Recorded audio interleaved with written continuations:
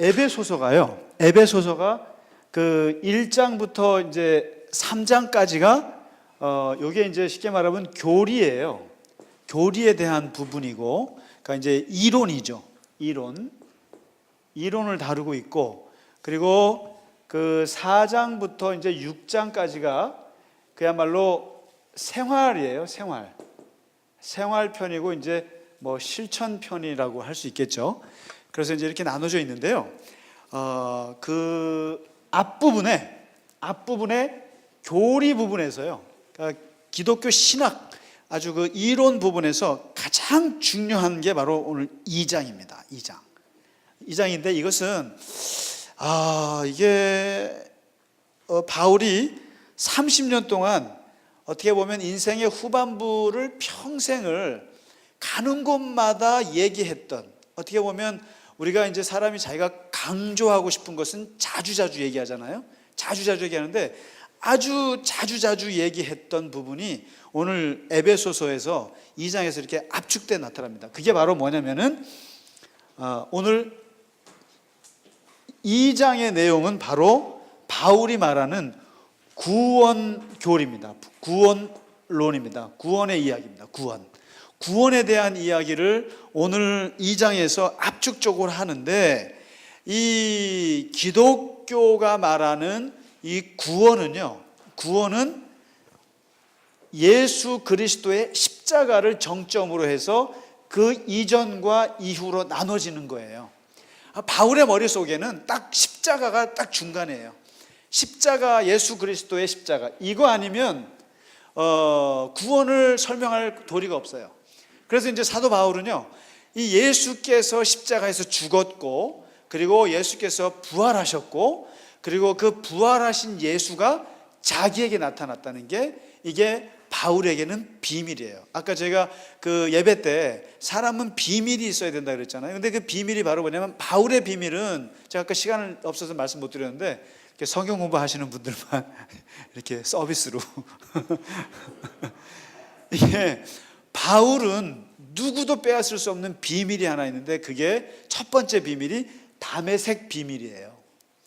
다메섹에서 부활한 예수를 빛으로 만난 그 체험이에요. 그거는 바울은 잊을 수가 없어요. 자기 인생의 후반부가 그것 때문에 끌려가다시피 해요, 이 사람은.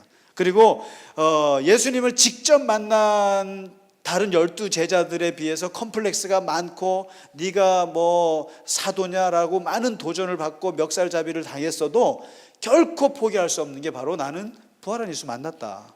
네가 아무리 나한테 뭐 베드로는 3년 따라다니고 말이죠, 뭐 누군 따라다녔다고 할지 몰라도, 나는 그 한순간의 비밀이 있기 때문에 나는 예수를 버리지 못하고, 나는 그것 때문에 사도라고 가감히 외친다. 이게 자신감이죠, 이게 바울의 비밀이거든요. 두 번째 비밀이 있는데, 그게 뭐냐면 그 세 번째 하늘에 올라간 영적 비밀이 있어요. 바울은요, 다시 말해서 천국 경험을 했어요. 첫째 하늘은, 둘째 하늘, 셋째 하늘, 이렇게. 첫째 하늘을 뭐라 그러냐면 스카이라고 그러죠. 스카이, 비행기가 날아다니는 하늘. 둘째 하늘을 스페이스라고 그럽니다. 우주, 태양이 들어있는 우주. 그 다음에 세 번째 하늘을 뭐라 그러냐면은 헤븐이라고 합니다. 천국. 근데 바울이 세 번째 하늘을 갔다 온 얘기를 해요. 근데 그 한 번쯤 영적인 체험을 한 사람은 이것을 절대로 부인할 수가 없어요. 이게 두 번째 비밀이고, 그 다음에 세 번째 바울의 비밀이 있는데, 그게 뭐냐면은 육체의 가시 비밀이죠. 저번에 고린도후서 얘기했잖아요. 육체의 가시, 자기 몸에 있는 육체의 가시, 그 아픔, 이것 때문에 하나님의 은혜를 내가 여기다가 보관해 두고 있다, 이렇게 얘기를 했잖아요. 그래서 이러한 그 비밀이 있거든요. 베드로는 베드로 나름대로의 비밀이 있어요. 예수를 부인했던 비밀, 그 배신했던 비밀, 아픈 비밀이 있죠. 그러니까 이런 비밀들이 있는데, 이 사도 바울은 이 예수의 십자가의 죽음과 부활을 놓고, 인간은 딱 두 종류밖에 없다는 거예요. 구원을 얘기할 때 그렇습니다. 바로 이 십자가 이전과 십자가 이후의 존재밖에 없다, 인간은. 인간은. 그러면서 설명을 하는 거죠. 십자가에서 예수로 말미암아, 그분으로 말미암아 구원받기 전과 구원받은 이후의 삶을 나눠서 얘기하는 거예요. 이전을 보실래요? 이전의 존재를 보면 이제 2장 1절부터 쭉 나오는데, 이게 소위 말해서 예수를 알기 전의 상태를 얘기합니다. 첫 번째가 예수 믿기 전의 상태를 뭐냐면 허물과 죄로 죽은 존재예요. 이게 바울이 말하는. 그러니까 십자가의 예수를 믿기 전에는 죄와 허물로 죽은 존재다. 이 말은 다시 말로 해서 살아있으나 죽은 존재라는 뜻입니다. 이게 참 바울의 기가 막힌 표현인데요. 살아있지만 죽은 존재. 그러니까 예수 믿지 않는 사람들을, 예수로 말미암아서 구원받지 않은 사람들을 우리 편에서 볼 때는 죽은 사람이라는 거예요. 그러니까 그분들은 기분 나빠하겠지만, 그러나 바울이 볼 때는 예수 안에 있지 않는 사람들을 볼 때는 다 살아있다고 떠들지만 사실상은 죽은 사람이다. 죽은 존재였다. 그래서 사실상 나도 39 되기 전까지, 다메섹에서 예수를 만나기 전까지는 나도 살아있다고 떵떵거리고 다녔지만 하나님 편에서 볼 때는 나는 죽은 존재였다. 이걸 얘기하는 거죠. 이게 구원받기 전에는. 그다음에 두 번째 설명을 해요. 두 번째 뭐라고 하냐면은, 어딘가에 이 예수 믿지 않는 사람들 있죠. 구원받지 못한 사람은 어딘가를 따르는 존재라는 거예요. 따르는 존재다. 다시 말해서 어디에 미쳐가지고 거기에 완전히 맨날 거기에 눈이 가 있는 사람들이다. 따르는 존재인데 세 가지를 얘기해요. 무엇을 따르는 존재냐면은 이렇게 설명합니다. 세상 풍조를 따르는 사람, 세상 풍조, 세상의 유행, 이런 거죠. 요즘에 명품 가방이 뭐가 좋대더라. 그냥 롯데백화점 가갖고 사고, 여기 있다, 여기 가고 저기 가고. 요즘에 무슨 크림이 좋대더라. 아니면 요즘에 뭐가 유행이라더라. 이 아이들 세상 풍조를 따르고, 그 다음에 공중권세 잡은 자를 따른다는 거죠. 이게 다른 말로 하면은 사탄이란 뜻이죠. 사탄. 그러니까 악한 영이죠. 영에 사로잡혀서 그런 이 세상을 다스리는 그 악한 자. 그러니까 이제 이 초대교회에 예수님 때부터 그 제자들이 인식하고 있는 이 세상을 다스리는 건 누구냐면 하나님이 아니라 사탄이라고 봤어요. 그러니까 이 공중권세, 실제로 이 세상을 다스리는 왕은 누구냐면 하나님이 아니고 사탄이에요. 그러니까 실제로 이 세상을 다스리는 건 사탄이라고 본 거예요. 그리고 이 공중권세를 넘어서 계신 분이 하나님이신데, 전체는 하나님이 다스리지만 이 땅을 주관하고 다스리고 하는 것은 이 사탄, 공중권세 잡은 자, 이 사탄을 쫓는다 결국에. 그 다음에 세 번째가 육체의 욕심을 따르는 자였다. 우리가 육체의 욕심을 따르는 존재, 이 얘기를 합니다. 그러니까 그 바울은요 항상 그 사람을 두 가지로 나눴어요. 성령의 사람이냐, 육체의 사람이냐. 근데 이 육체라는 게 원래 이게 사실 이제 원어로 보면은 소마라는 말이 있고 사륵스라는 말이 있거든요. 근데 사실 소마라는 말은 나쁜 말이 아니에요. 몸뚱아리, 이건 나쁜 말은 아니에요. 근데 사륵스라는 말이 나빠요. 사륵스는 뭐냐면 육체의 욕망을 가득 채우는 그 육체를 말해요. 그래서 육체의 사람 하면 일단은 욕심으로 가득한 존재고, 그 다음에 여기서 그 다음에 말해요. 마음의, 육체와 마음에 원하는 것을 따르는 거, 이게 뭐냐면 본능을 말합니다. 본능을 쫓아서 사는 사람이었다. 그러니까 이제 바울은 볼 때 예수 믿고 구원받기 전에 나의 상태는 허물과 죄로 살아있으나 죽은 존재고, 두 번째는 이 세상 풍조를 쫓고 공중권세 잡은 자를 따르고, 그 다음에 본능에 충실했던 사람이었다 이거죠. 본능에. 그러니까 이 본능이라고 하는 것은, 본능에서 나오는 건 뭐냐면 그거밖에 없어요. 탐욕, 그다음에 성욕, 그다음에 뭐 이기심, 그다음에 뭐 다툼, 질투, 이런 거, 교만, 이런 거밖에 없어요. 그러니까 하나님을 알기 전에 이 상태는 이런 것을 따르는 존재였다, 이렇게 얘기합니다. 그다음에 세 번째, 예수를 알기 전에 우리는 누구였냐면은 진노받을 존재였다는 거죠. 진노받을 존재였다. 본질상 진노의 자녀다. 이게 뭐냐면 언젠가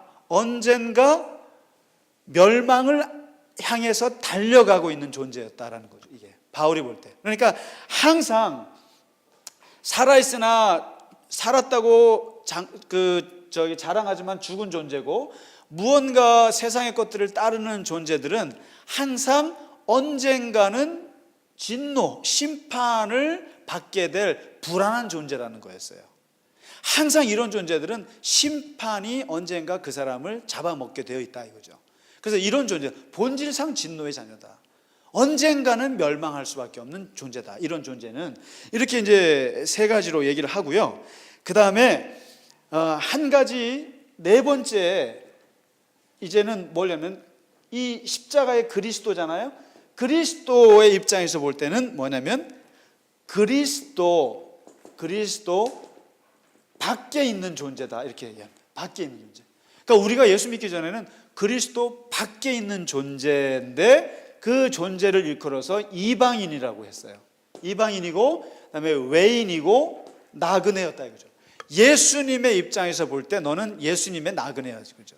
예수님 바깥에 있는 존재다. 우리가 그리스도 밖에 있는 존재다.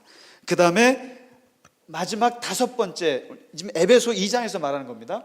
다섯 번째 말하는 게 바로 소망이 없는 존재다. 소망이 없는 존재다. 이렇게 해서 바울이 구원받기 전에 인간을 다섯 가지로 정리를 했어요. 이렇게 해요. 그거를 이제 읽어보시면 제가 지금 정리한 거를 얘기하고 있습니다. 한번 이렇게 정리가 되고요. 왜냐하면 이렇게 정리를 안 하잖아요. 그러면 사실 읽기가 어려워요, 성경이. 그래서 좀 막 이 얘기 저 얘기를 막 섞어서 하니까 그래서 이제 이렇게 구원받기 전이고 그 다음에 이제 말하는 게 여기를 한번 보실까요? 제일 중요한 게 바로 2장 8절과 9절입니다. 바울의 구원론의 핵심 중에 핵심이에요. 바울은 항상 이 말을 강조해요. 로마서에도 그러고 그 편지에 쓸 때마다 구원을 얘기할 때마다 이 8절과 9절을 그냥 다양하게 얘기할 뿐이에요. 이게 제일 핵심이에요. 한번 보실까요? 네, 뭐냐면 너희는 그 은혜에 의하여 믿음으로 말미암아 구원을 받았으니 이것은 너희에게 난 것이 아니요 하나님의 선물이라 행위에서 난 것이 아니니 이는 누구든지 자랑하지 못한다. 여기서 지금 단어들이 몇 개 나오잖아요. 뭐죠? 구원받는 것은 두 가지로 말미암아예요. 뭐죠?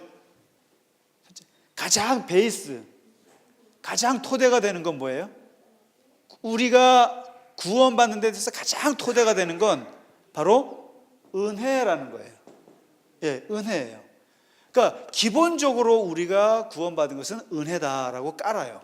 은혜로 깔고 그 다음에 두 번째 조건이 하나 있어요. 두 번째 조건이 뭐냐면 은혜 위에 우리가 가지고 있는 조건, 유일한 조건이에요. 그게 바로 뭐냐면 믿음으로 말미암아라고 했어요. 믿음. 그러니까 여기서는 이제 바울이 항상 믿음을 얘기할 때는 이건 아니라는 게 있어요. 뭐냐면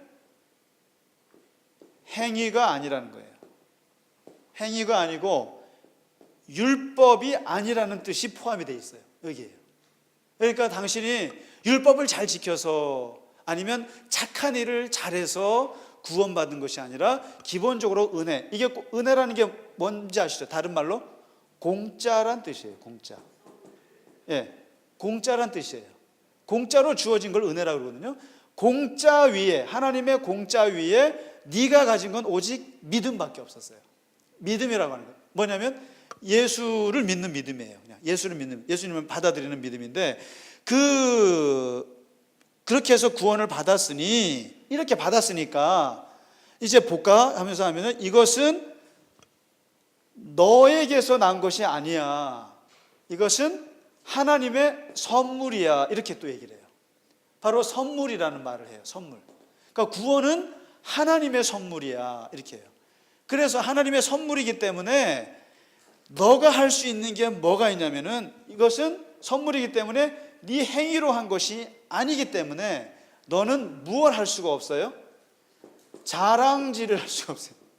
자랑 좀 하면 좋은데, 내가 그래도 말이죠, 하나님의 자녀가 된 거를 자랑하고 다녀야 되는데 자랑할 게 없어요. 자랑할 거리가 없어요. 혹시 장로님 기독교인 된 거 자랑하고 다니세요? 한 30년 정도 내공을 쌓아가지고 기독교인이 되셨어요? 아니잖아요. 거저됐기 때문에 이거에 대해서는 할 말이 없다. 떠들지 말고 자랑질하지 마라. 이런 얘기를 합니다. 이게 8절과 9절에서 말하는 게 사도 바울이 30년 동안 항상 똑같이 했던 얘기 이거예요. 왜냐하면 그 은혜를 토대로 해서 너는 믿음으로 말미암아 구원받았는데 이것은 너에게서 난 것이 아니고 하나님의 선물이고 행위에서 난 것이 아니기 때문에 자랑하지 마라. 이 얘기입니다. 이게 구원의 핵심이에요. 그러니까 이건데, 이 얘기를 하고 나서 그 다음에 인간은 어떻게 변했느냐라는 거예요. 이렇게 은혜로 구원받은 인간은 그 다음에 이런 존재로 변한다 하고 또 설명하는 거예요. 그게 바로 나오는데요. 쭉 보시면 이제 이렇게 나옵니다. 그러니까 하나님의 그 은혜로 말미암아 구원받은 그 하나님이 어떤 분이냐면, 이분은 굉장히 긍휼이 많으신 분이다. 그 다음에 자비심이 굉장하신 분이시다. 이렇게 얘기합니다. 다시 말해서 인간을 보면 불쌍하다는 생각이 너무나 강하게 드시는 분이 하나님의 속성 중에 하나예요. 그래서 이 긍휼과 자비가 많으신 분이, 그분의 사랑을 힘입어서, 아까 은혜를 얘기했잖아요. 은혜요. 그 은혜 안에 들어가 있는 내용이 바로 이거예요. 긍휼과 자비와 사랑이라는 거예요. 그러니까 하나님이 너를 불쌍하게 생각했고, 하나님이 너를 아주 자비롭게, 하나님의 자비로움이 발동하셨고, 하나님이 사랑하셔서 그 은혜로 말미암아 살리셨는데, 여기에 살리시기 위해서 들어간 게 바로 뭐냐면 그리스도가 들어가죠. 그리스도. 바로 하나님은 사랑하셨는데 그 사랑이 나타난 게 그리스도와 함께, 이렇게 합니다. 그리스도와 함께 우리를 살리셨고, 그 다음에 예수 그리스도 안에서 우리를 하늘에 앉혔고, 우리를요 하늘에 앉히셨고, 우리를 하늘에 앉히셨고, 그리스도와 함께 이렇게 했다는 거예요. 그러니까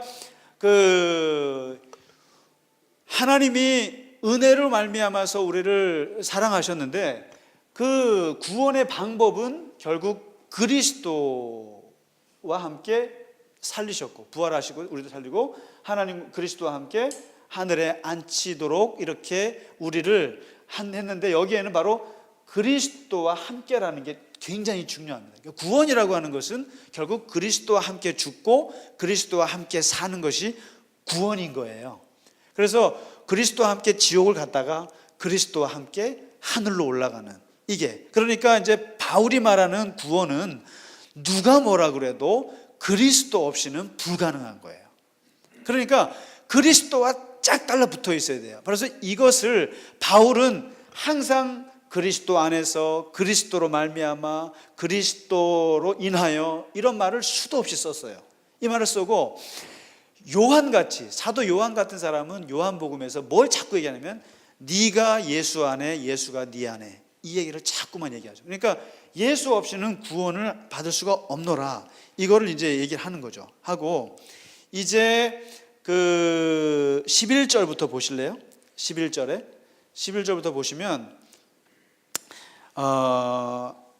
이 구원을 얘기하면서 이제 우리가 이제 어떤 존재가 됐느냐 얘기할 때 이런 얘기를 합니다. 뭐냐면 멀리 있던 너희가 그리스도 예수 안에서 그리스도의 피로 가까워졌다. 이러면서 그 결과가 결국 뭐냐면은 하나님과 가까워졌다는 거죠. 첫 번째가 구원받은 사람들의 첫 번째가 뭐냐면 하나님과 가까워진 존재가 되었다. 이거를 첫 번째 내놔요. 이 사도 바울은 어떻게 보냐면요, 예수가 있어가지고 예수 때문에 하나님하고 우리랑 원수지간이었다는 거죠. 원수지간이었는데 친해졌다는 거예요. 하나님과. 누구 때문에요?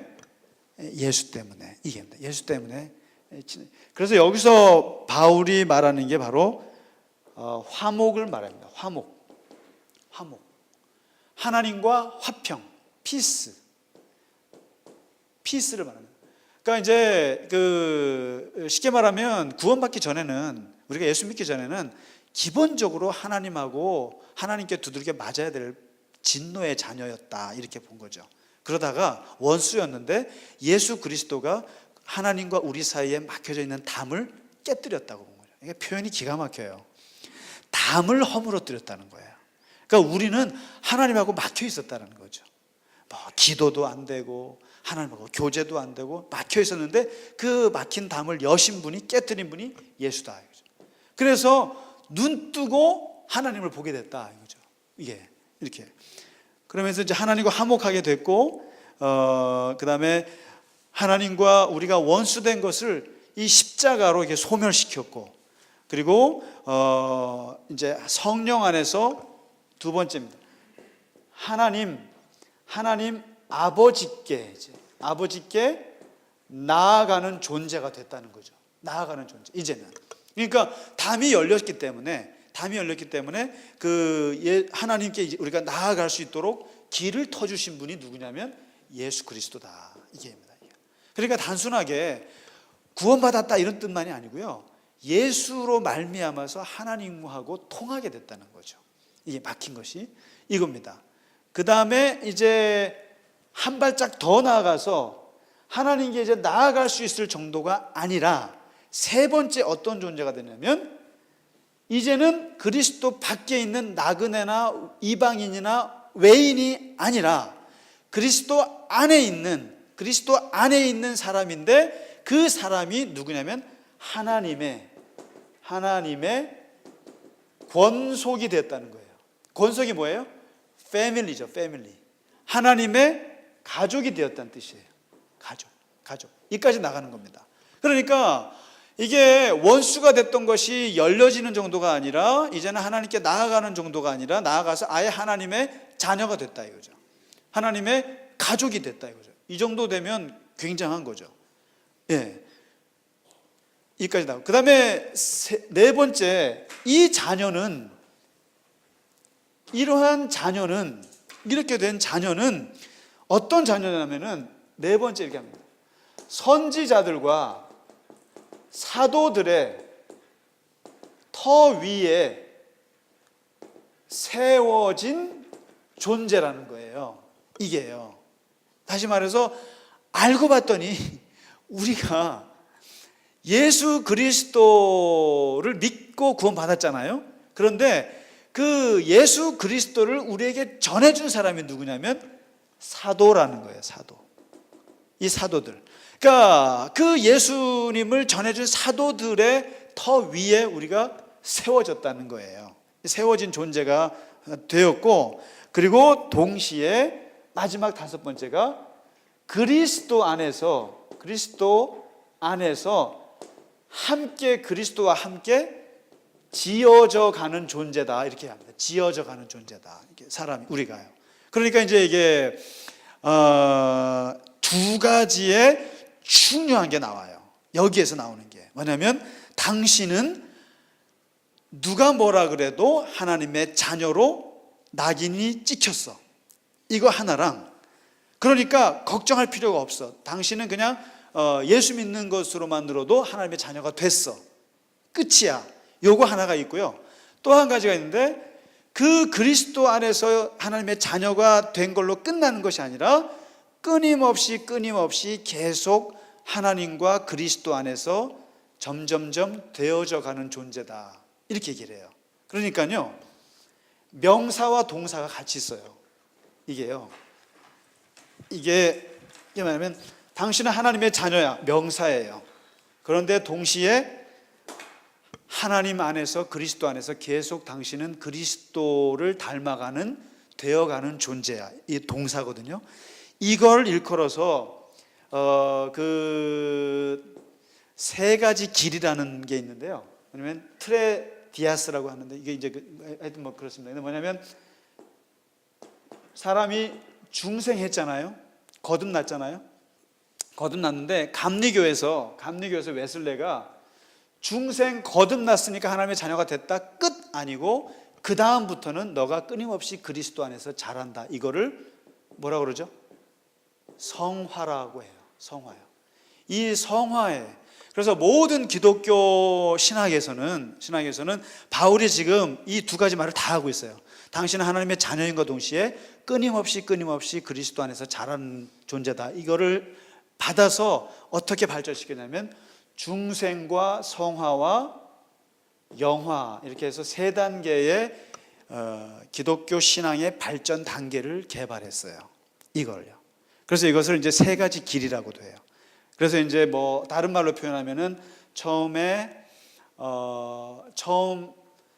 우리가 구원받고 뭐냐면 이제 그 뭐라 그러지? 거듭나고요. 거듭나고 두 번째는 거듭난 이후에 예수님의 조명을 받고 끊임없이 빛 안에서 살고, 마지막 세 번째가 그리스도 안에서 하나가 되는, 일치가 되는 마지막, 이거를 감리교에서는 중생, 성화, 영화. 그러니까 중생한 걸로만 끝난 것이 아니고 끊임없이 자라서 성화, sanctification이라고 그래요. sanctify, 거룩해져 가고, 그리고 마지막 영광스러운 그 모습으로까지 간다. 영화. 이렇게까지 이제 나오는데, 바울이 지금 그래서 기독교의 구원을 얘기할 때 2장 얘기할 때는 하나는 당신이 그렇게 되었다, 그러니까 하나님의 자녀가 됐다라고 하는 확정적인 것과 동시에 끊임없이 당신은 프로세스 자라야 한다, 성장해야 한다. 이 두 가지를 다 얘기하고 있죠. 그러니까 혹시 이해가 되십니까? 예, 그 얘기를 다 하고 있는 거예요. 그러니까 하나님의 자녀가 됐다는 얘기와 동시에 그리스도 안에서 계속 자라가는 존재. 이게 기독교의 구원을 얘기할 때 이 두 가지를 다 얘기하는 거예요, 사실상. 그러니까 이제 이 구원받은 걸로 됐다, 요것만 외치는 이단이 있었잖아요. 뭐냐면 구원받으면 끝이다, 더 이상 당신은 자유롭게 살아도 된다, 이렇게 얘기하잖아요. 그게 이제 소위 말해서 구원파가 말하는 그 다음 얘기를 안 하는 거예요. 근데 바울은 분명히 그 다음 얘기를 해요. 성화, 이걸 끊임없이 그리스도를 닮아가는 것이다. 이렇게 해서 이제 2장에 구원에 대한, 그러니까 2장은, 에베소서 2장은 여하튼 그 기독교의 구원론을 잘 요약한 장입니다. 그렇게 해서 바울이 오늘 그 2장에 얘기를 했고요. 그래서 뭐 이것은 뭐 바울이 계속 얘기하는 구원의 이야기입니다. 그래서 이 부분을 좀 말씀드렸습니다.